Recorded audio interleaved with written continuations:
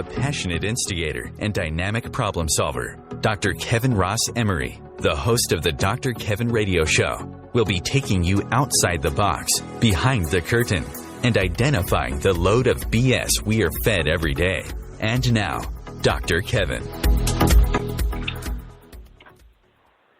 Hello, hello, hello, and welcome here in the merry month of May to the Dr. Kevin Show. I know we're about halfway through the month, but I've been wanting to say that all month. So now's better than never. So I want to first of all let you know it is Planetary Influences Week, which means we're going to have Rob Stewart from innercenter.org, who is going to be filling us in about the stars, what they're doing and what they're going to do to us because of it. Here on the Dr. Kevin Show, we do remind you that all astrology, like anything else, is more information with which to make better decisions. It's not something for you to give your power away to. Rob isn't going to suddenly make all the decisions in your life, or is he going to in some way take over your destiny because he can read the stars. Your destiny is yours, and if you're Destiny's Child, well, it's time you put another hit out, because it's been a long time since Destiny's Child had a hit. As if the group was still together. Lori, who normally joins us, is not here this week. Unfortunately, she got attacked by a large amount of yard work, which has laid her up. We send her loving, good energy as she's hopefully relaxing and sitting with something cool to drink and still participating vicariously by listening to our show. They'll probably not like it. So, Rob, welcome. How are you? Hey, Dr. Kevin. I'm doing well. Enjoying this nice summer weather that we've been having here in New Hampshire. It's been really welcomed. But yeah, I'm doing well. Yeah, it definitely has been some really good weather we're having here. I have managed to get in 6 lilac plants, 4 blueberry bushes, 2 strawberry bushes, raspberry bush.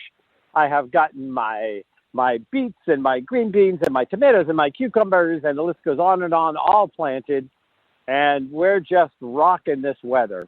So henceforth, the merry month of May. So before we go into the merry month of May, I am going to do a quick hot under the collar and then let you extol all your astrological wisdom on what I've said, or any other wisdom you'd like to borrow.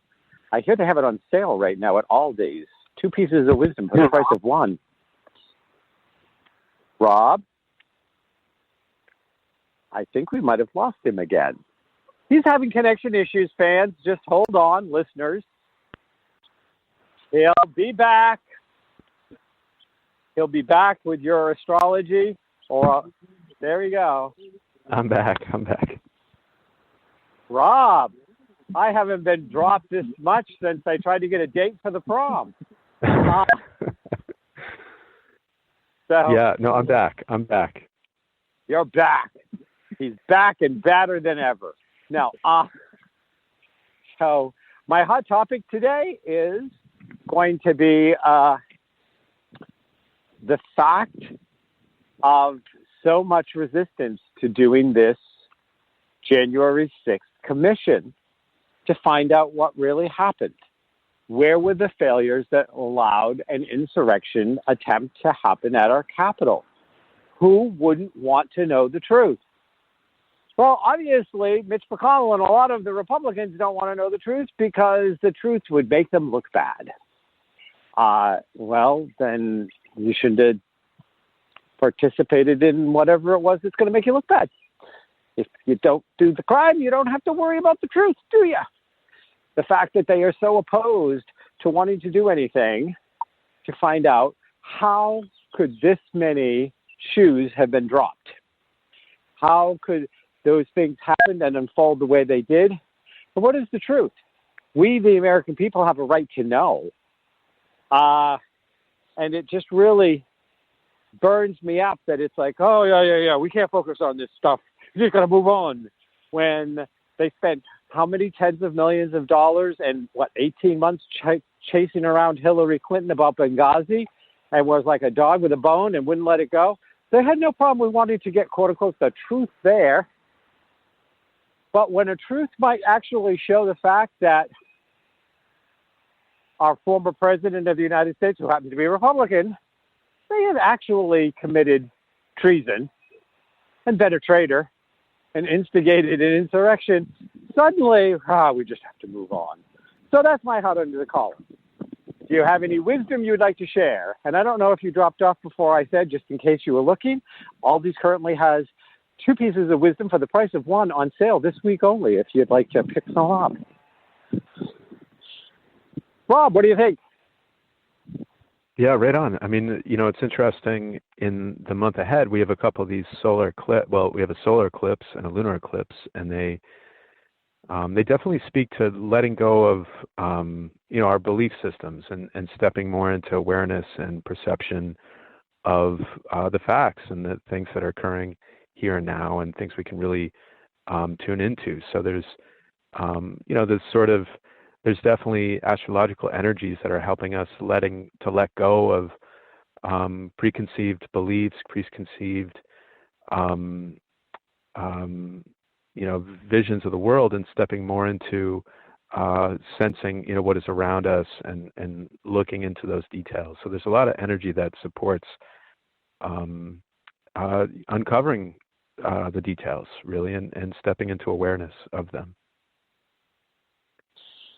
So what are the chances that we're going to find that the Republicans are going to be able to keep the energy up to block and hide the truth, so that the truth won't actually make people realize maybe they shouldn't vote for them if they can't stand the truth? What do you think? Astrologically, do you think it's going to get pushed that we'll get this commission? Yeah, I mean, I'm not. That's not my. It's not my area of expertise, unfortunately. Astrology isn't. I don't say it's quite political, of course, but in terms of stepping into like awareness and details and data, it definitely. There's this lunar and solar eclipse that are coming up, and we'll talk about that.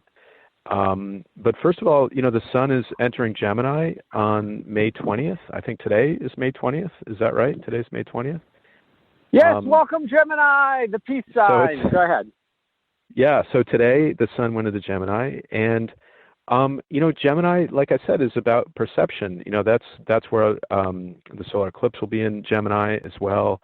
This lunar eclipse, the sun is in Gemini, the moon is in Sagittarius.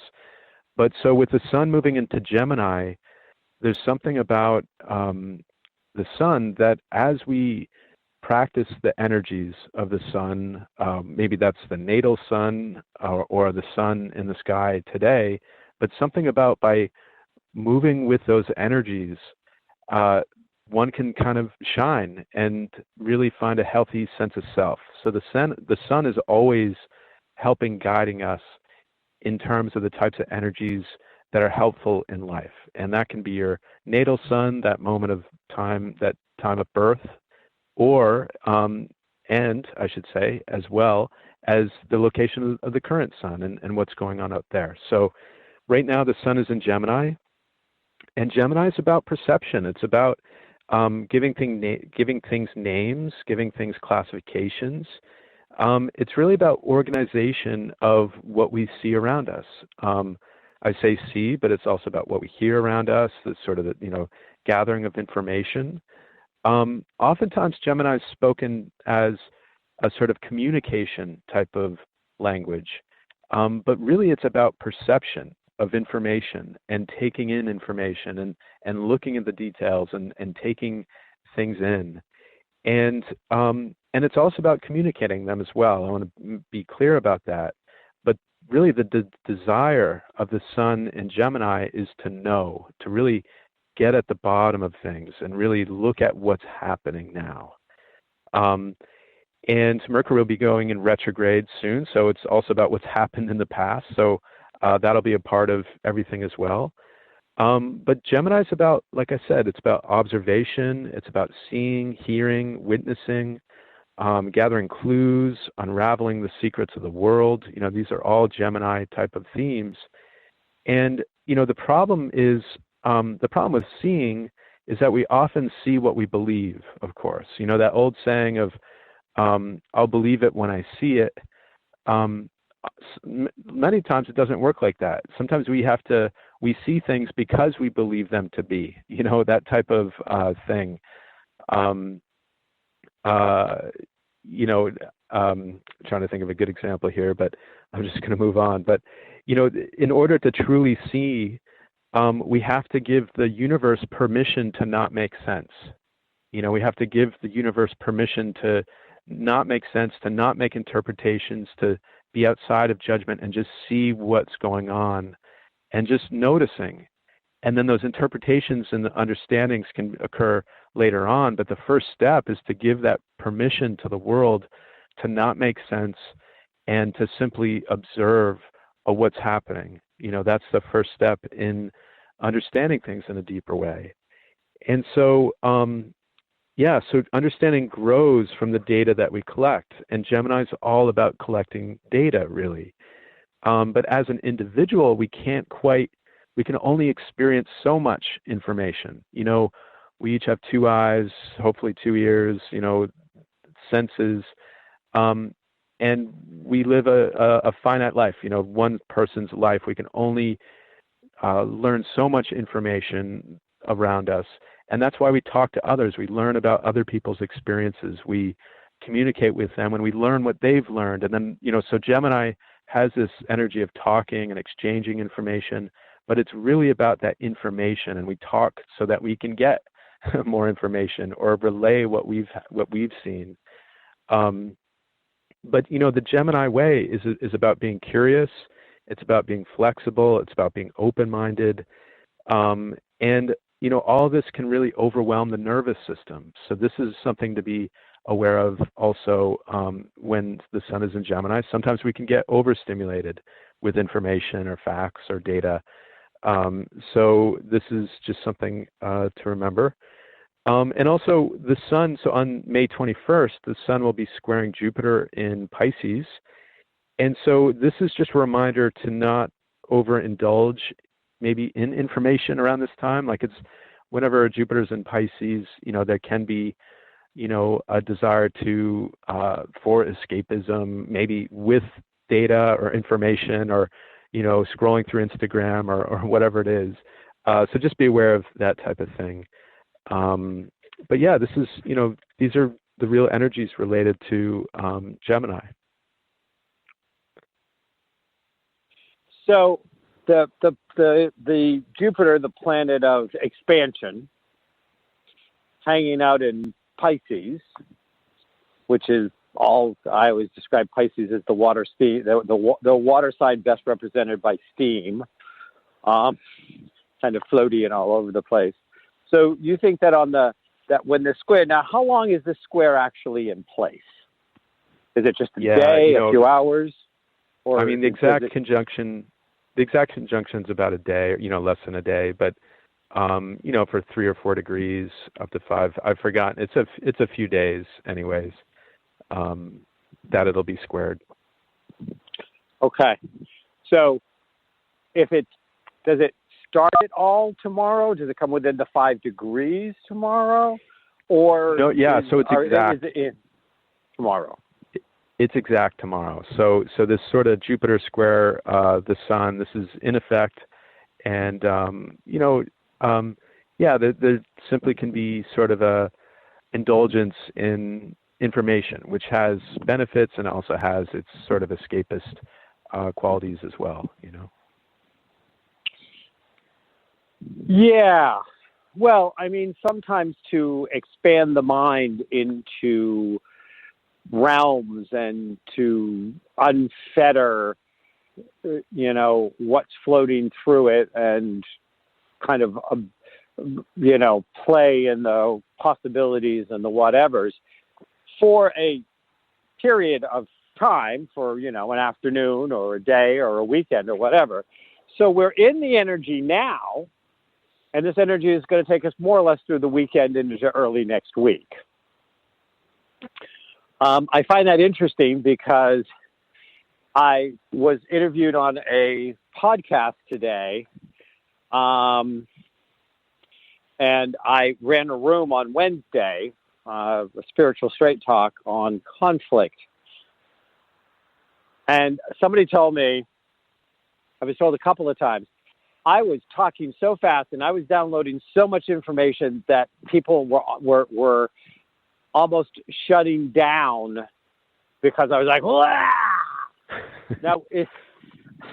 And I had all of this stuff on conflict on Wednesday and what is not conflict and conflict avoidance and conflict addicts and all of this stuff that I didn't even know I was going to talk about when I scheduled the room. And then today it ended up all being about ADD. So we had like 10 topics she wanted to cover. We got through one partially. But is this something that would make sense with this Gemini square? Yeah, totally. And let's be honest, Dr. Kevin, you can talk about a lot of stuff most of the time. I think it's a great quality. I forgot your chart, but there's probably some good Gemini influences there as well. You're gifted with communication. That's really clear. But certainly with the sun entering Gemini, it wasn't quite in Gemini. Well, that was yesterday, you're saying. Yeah, yesterday was. Yeah, okay.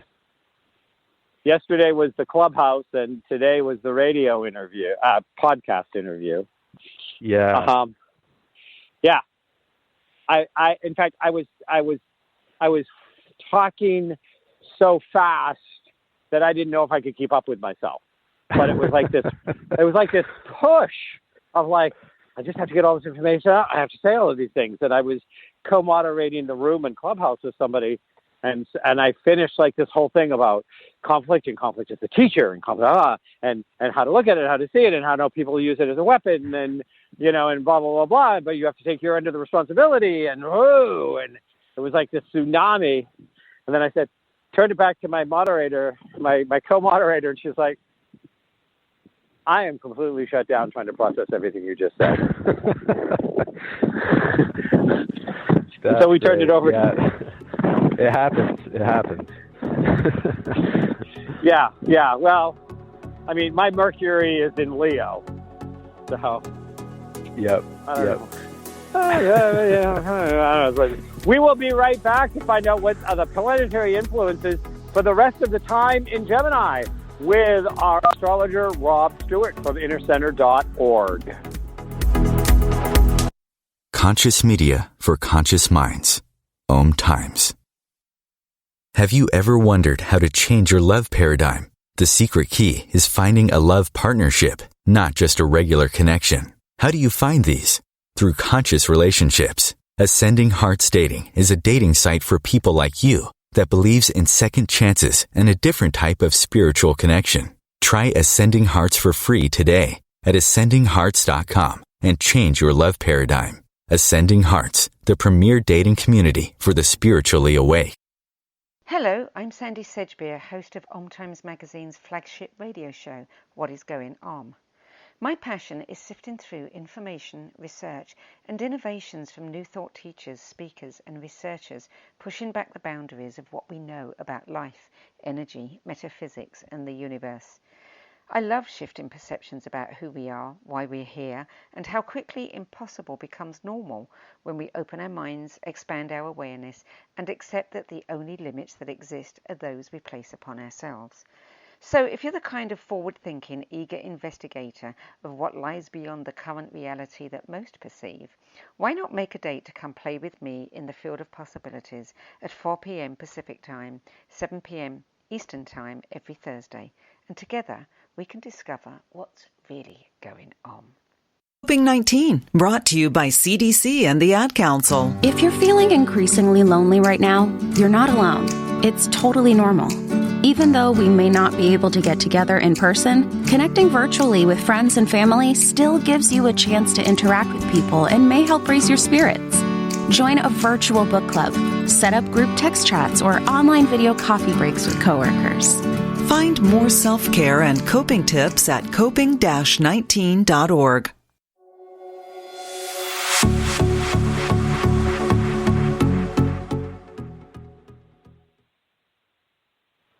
Hello, hello, hello, and welcome back to the Dr. Kevin Show on OMTimes. We are a live call-in show, and you can call in at 202-570-7057. That's 202-570-7057. This is our week of planetary influences with our astrologer, cardiographer, hypnotherapist, multiple personality disordered. No, I'm sorry. That was the wrong one. Rob Stewart from innercenter.org. That is innercenter.org. Remember, we do this every month. And if you have never had your chart done, think about contacting Rob. If you had your chart in front of you, he would be telling you things and you would have an understanding and you would be able to use this as a tool with which to make better decisions. Right, Rob? Yeah, right. And hey, just quick. So cardology is, just for the listeners, it's an astrology system. It's basically an astrology system. And I also want to be clear that I'm a hypnotist. I'm a certified hypnotist, but I'm not a therapist in any way. So I just want to be clear about that as well. But so there's a lot going on in the skies for sure. And we were talking about Jupiter, and should we talk some more about Jupiter? Jupiter just entered Pisces. Lay it on me, baby. All right. So Jupiter, like you said, it's about abundance and expansion. And there's something about Jupiter that represents opportunities to envision, to seize upon. There's just new possibilities wherever Jupiter is moving through the chart. And so it brings potential for the future and some real expansive energies. And there's sort of themes related to it. Like I said, that's expanding into the future, new possibilities on the doorstep. And so you can look where Pisces is in your chart. Jupiter just entered Pisces on May 11th, just about a week ago. And so it's bringing new opportunities in that area of life. It's bringing opportunities for healing, for regeneration, new influxes of hope and luck and self-confidence in those areas. And so, regarding Jupiter, some of what I mentioned was a lot of the positives, and, with everything, there's a double-edged sword. And so with Jupiter, some of the pitfalls that one could run into with Jupiter is thinking everything will take care of itself, of maybe overconfidence or arrogance, confidence, that type of thing. Just be aware of these things, be mindful of them. But Jupiter definitely brings regeneration, hope, luck, and wonderful energies. And so Pisces is about self-transcendence. It's about letting go of sort of the personhood and embracing and connecting to what is eternal, the cosmos, universe, God, whatever word works for each person. And so Pisces is this really energy where we're best served when we sort of surrender from the self and our self motivations, our self needs, and connecting with the collective, sort of the collective consciousness, collective humanity, and one's own spirituality and things like that. And so with Jupiter entering Pisces, there's opportunities for permanent change in the quality of our awareness and our sort of our connecting with what is greater than self, connecting with one's spirituality, connecting with surrendering into something greater than the self.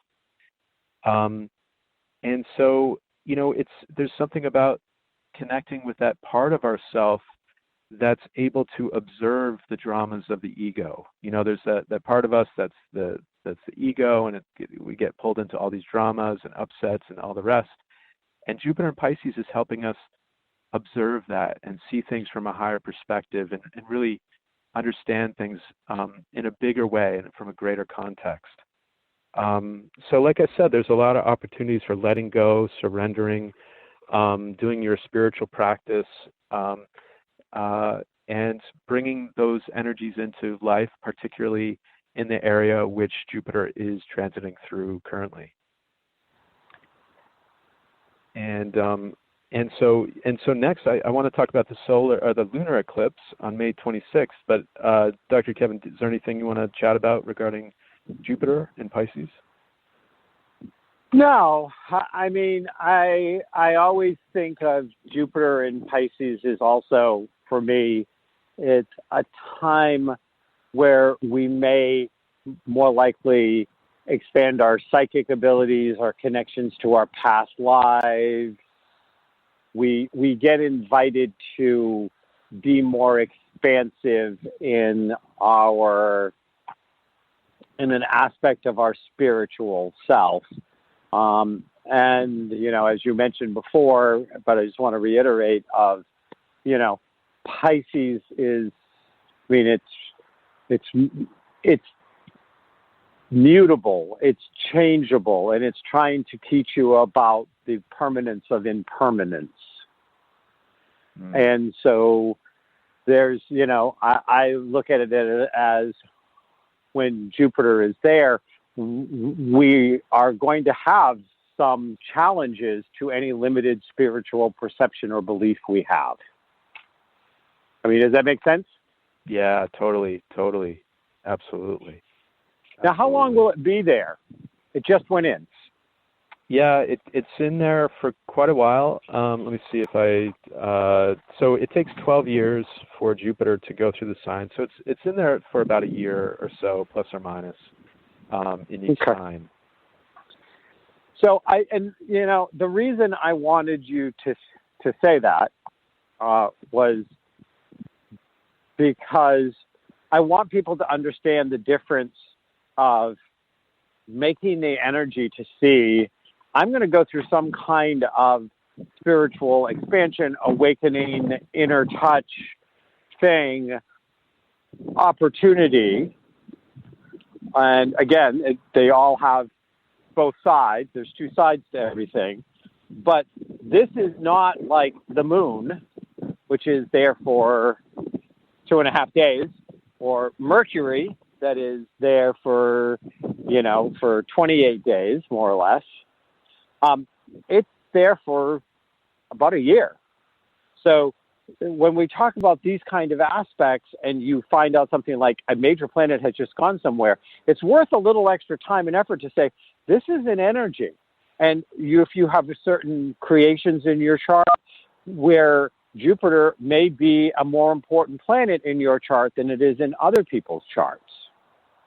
You know, there are factors that say that for some people, some planets have more impact because of how your chart is made up.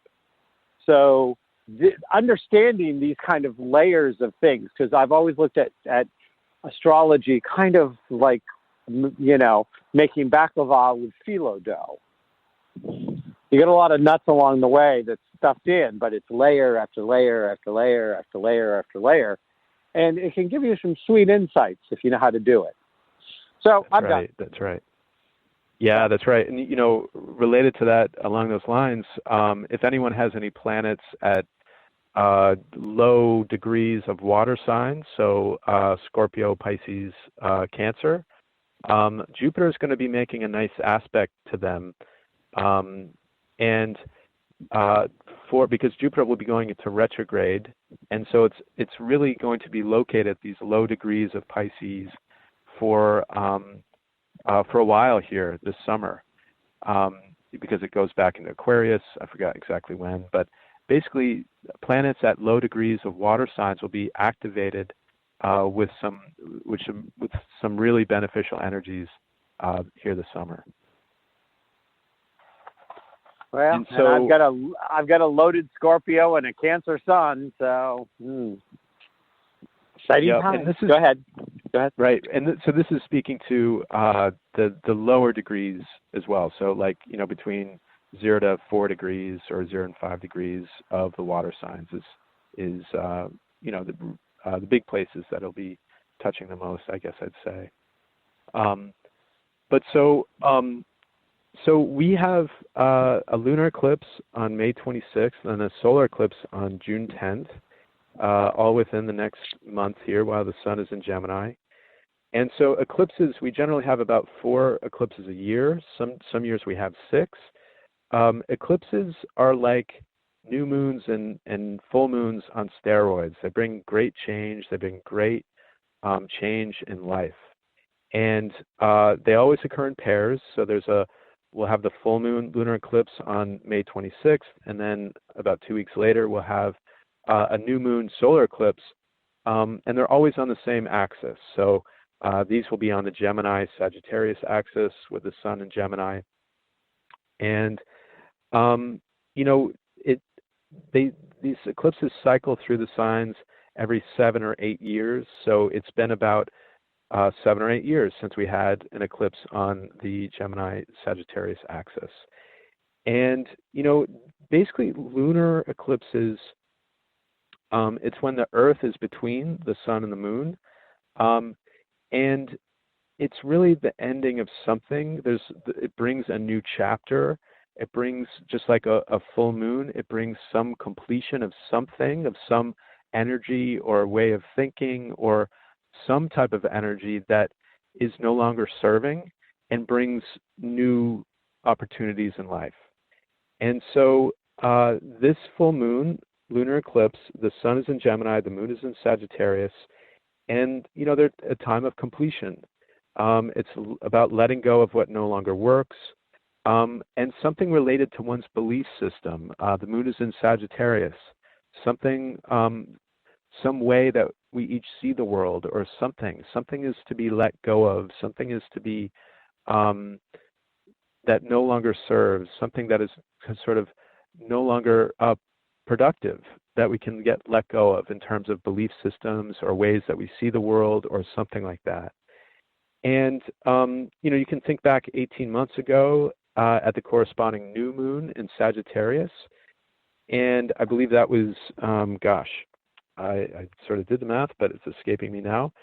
But, maybe there's some new belief or some new way of seeing the world that began 18 months ago.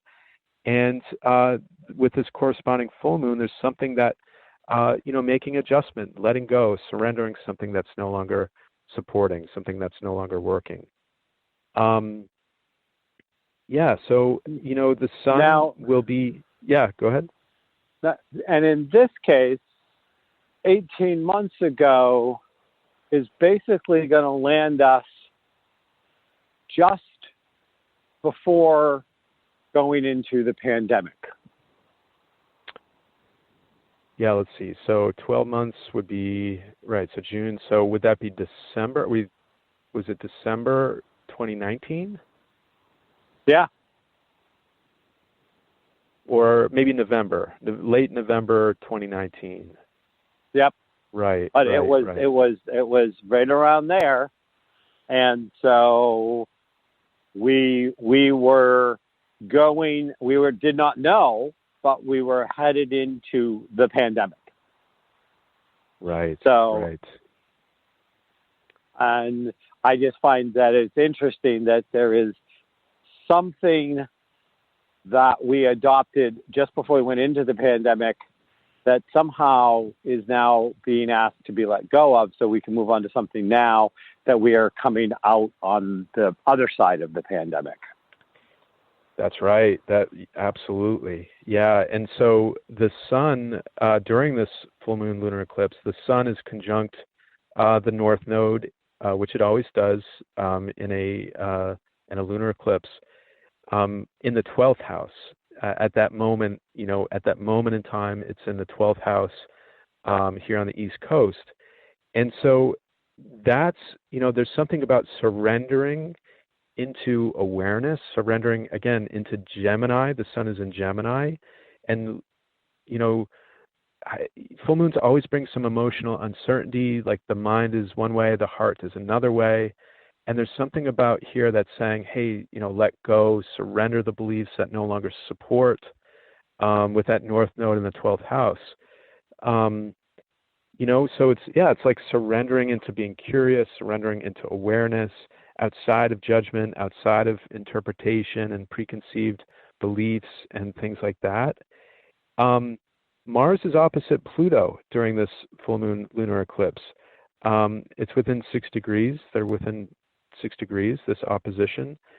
And so, maybe there's some, I don't know, it's like there could be some conflict, some confrontation, some challenges that this full moon, maybe some emotions are a bit high and things like that for this full moon lunar eclipse.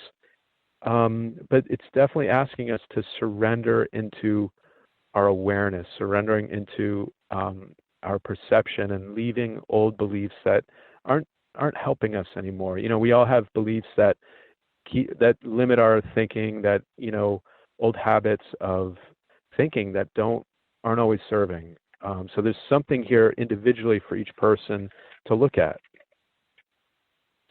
So the whole Mars-Pluto thing strikes me as saber-rattling.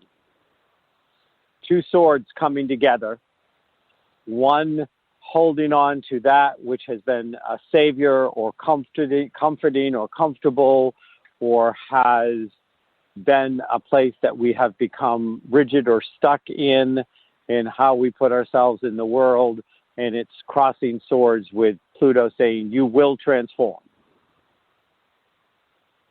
You will transform. Yeah. Does that make sense when I say it that way? Yeah, makes sense. Yeah. Go ahead. I just wanted to throw that in. Yeah, no, there's definitely some I don't know, some friction occurring in people's lives, in different ways. We all feel it in large ways or small ways, but there's something about surrendering from the old ways of seeing something and really gathering new data about whatever that particularly is. And one can look at where Gemini, where Sagittarius are in the chart, that axis, and it might point to some clues in areas of life that might apply. And also during this lunar eclipse, Mercury and Venus are both in Gemini, and they're squaring Neptune. And so, whenever Mercury is squaring Neptune, it can be a challenging energy because there might be some cloudiness in information. There might be some misunderstandings. There's a possibility for rose-colored glasses as well with Neptune. Sometimes with Neptune, we think of the very best type of situation, but sometimes it's not quite that way. Mercury square Neptune there can be some confused thinking involved as well. And so again, there's just something that we're being asked to look into our beliefs, looking into the preconceived ideas, and clearing some of the clouds in our psyche individually. It's a moment of where we see what we want to see, not what is. Right. We are going to be right back to the last segment of Planetary Influences with our astrologer, Rob Stewart from innercenter.org.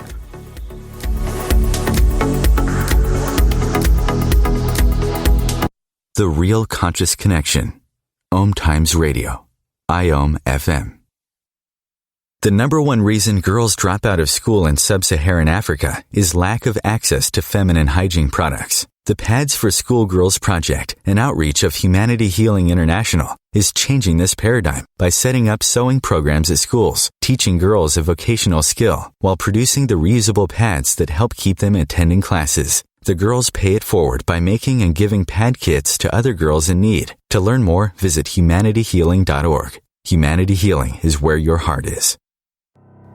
Vox Novus, the new voice. Vox Novus, the new dimension.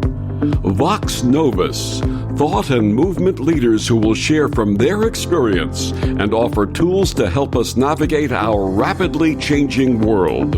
My name is Victor Furman. Join me every Thursday at 8 p.m. Eastern on OMTimes Radio for Vox Novus, the new voice. If I could be you, and you could be me, for just 1 hour. If you could find a way to get inside each other's mind. Walk a mile in my shoes. Walk a mile in my shoes. Walk a mile in my shoes. We've all felt left out. And for some, that feeling lasts more than a moment. We can change that. Learn how at belongingbeginswithus.org. Brought to you by the Ad Council. Walk a mile in my shoes.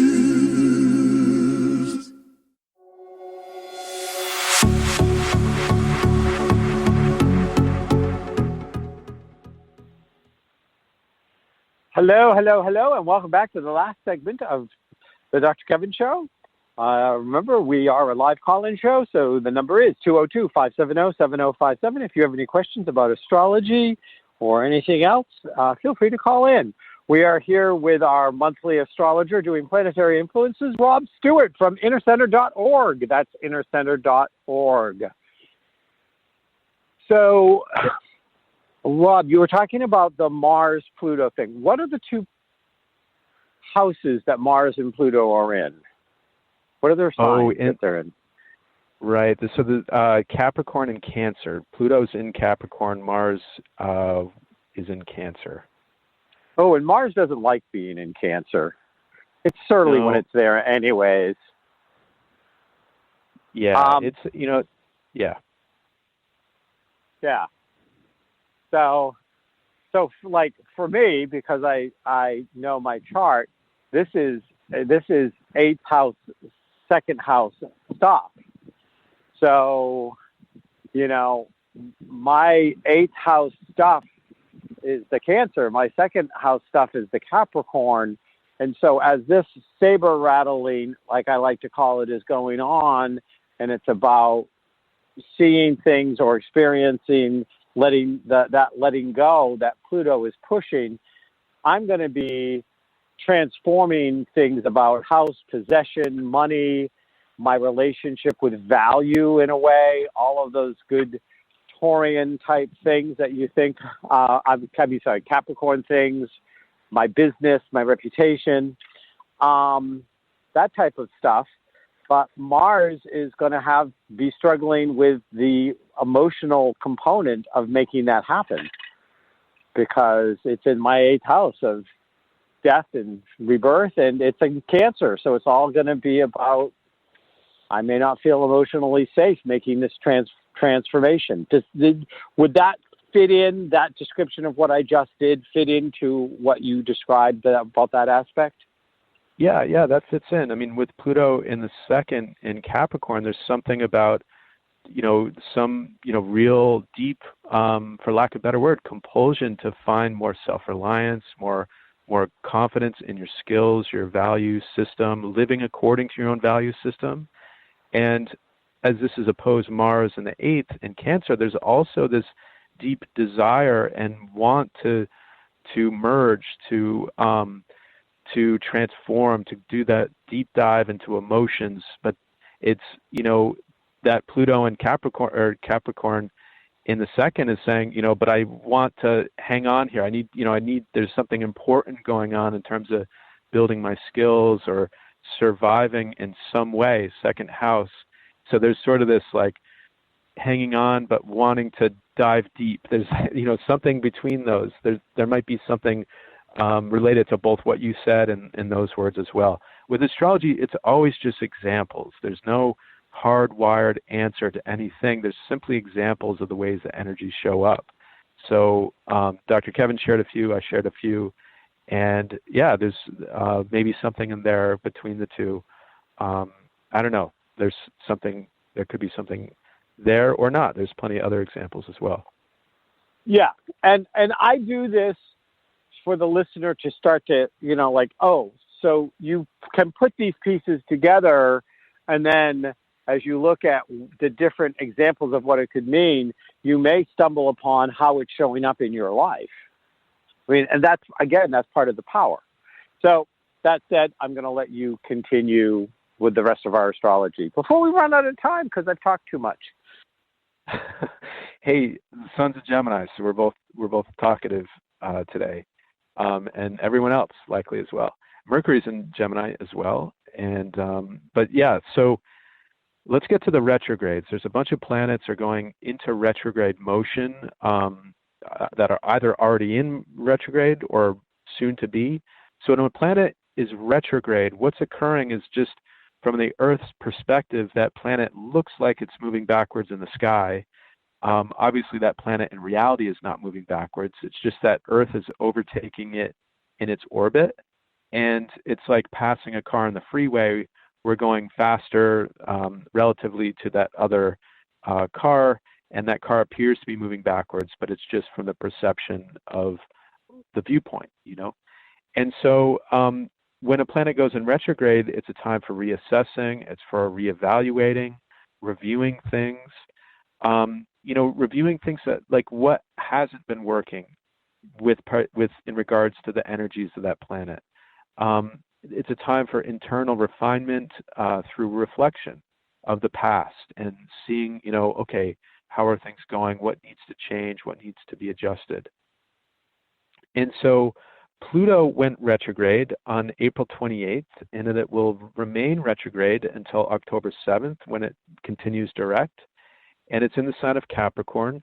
Pluto speaks to our individual empowerment journey. It speaks to a number of things. It sort of speaks to our compulsive habits, what we do to feel safe, what we do to feel secure. And when it goes retrograde, we sort of, get the opportunity to say, okay, first of all, do I feel empowered in life? Am I living an empowered life? Where Bob again? Oh, are you there? Can you hear me? Can you hear me? Yep, I can hear you now. Okay, yeah, sorry about that. So when a planet goes retrograde, with Pluto going retrograde, it's about, am I feeling empowered in life? Am I feeling disempowered? What am I doing compulsively? What can I change with regards to my compulsive behavior as well?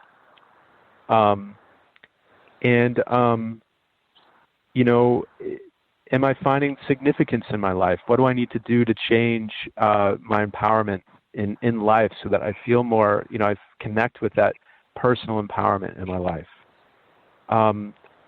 Saturn goes retrograde on May 23rd through October 11th. And Saturn speaks to sort of the development of self-discipline, about self-respect, being mature, being responsible. And so when Saturn goes retrograde, we get the opportunity to, where am I not being self-disciplined in my life? Where can I step into my authority in life? What changes do I need to make with regards to responsibility, inner authority, or structure in my life? Where can I put more structure in my life? These types of things. It's a time for assessment, evaluation, and making changes in those areas of life. And then we have Mercury. Mercury will be going retrograde on May 30th for 3 weeks through June 23rd. And, Mercury is about the transmission of information between people. It's about our way of thinking, our ability to perceive. It's about listening, learning, reading, talking, teaching, and writing. And so when Mercury goes retrograde, there's this sort of, we all get to sort of take a pause and really see, okay, how am I communicating?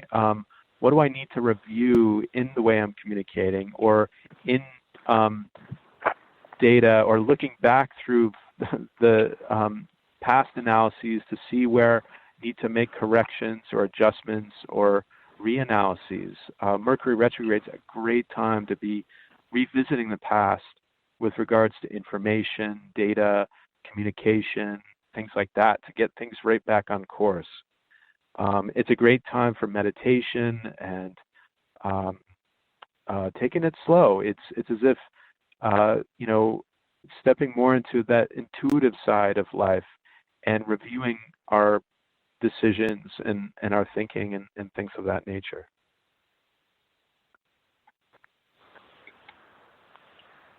Are you there, Dr. Kevin? Okay. Oh, I'm here. Yep. Okay. Yep.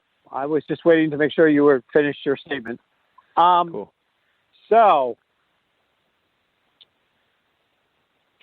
when Mercury goes retrograde, I can take the next 3 weeks off and just meditate. Is that what you're advising me to do? Can I get a letter from you?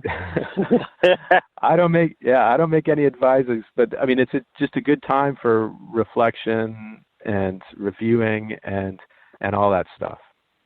Okay.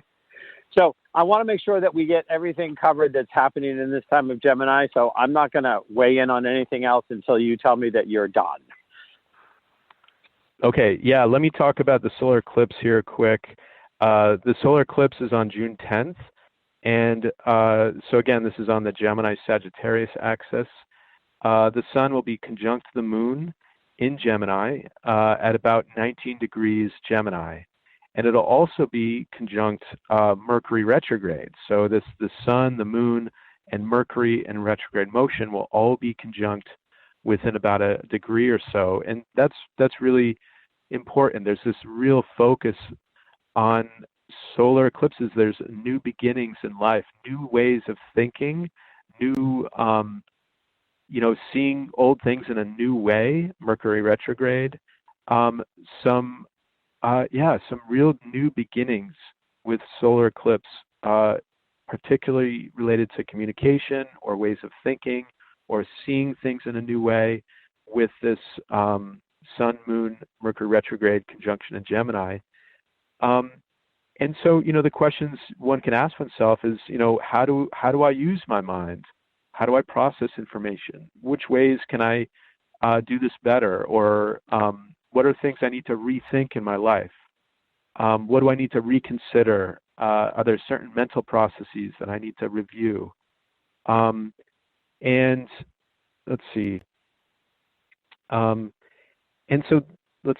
Mercury is still square Neptune at that period of time. Again, Neptune can represent illusions. They can represent, the head being in the clouds a bit, or maybe wearing rose-colored glasses in some way.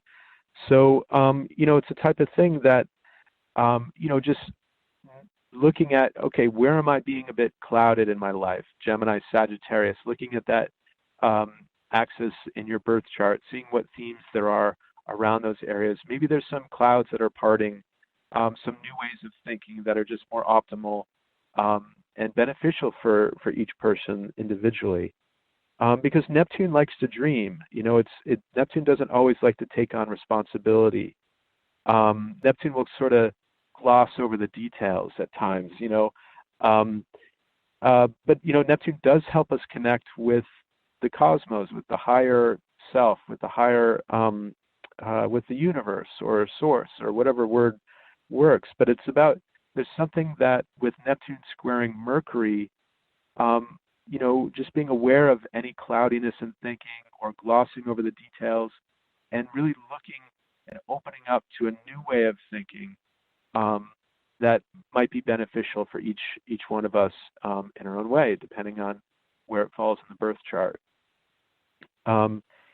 And let's see. So, in a way, it's as if, the universe is helping us get out of our own heads with, out of the clouds with this solar eclipse squaring Neptune. And it's just a time to reevaluate information, recognize places where maybe we're overthinking in some way.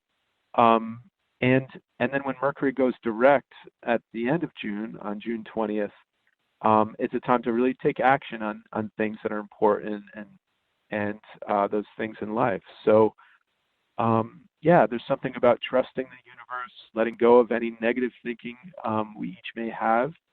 And that's a lot of the themes that this solar eclipse speaks to. This solar eclipse is always speak to new beginnings, new, wonderful new beginnings.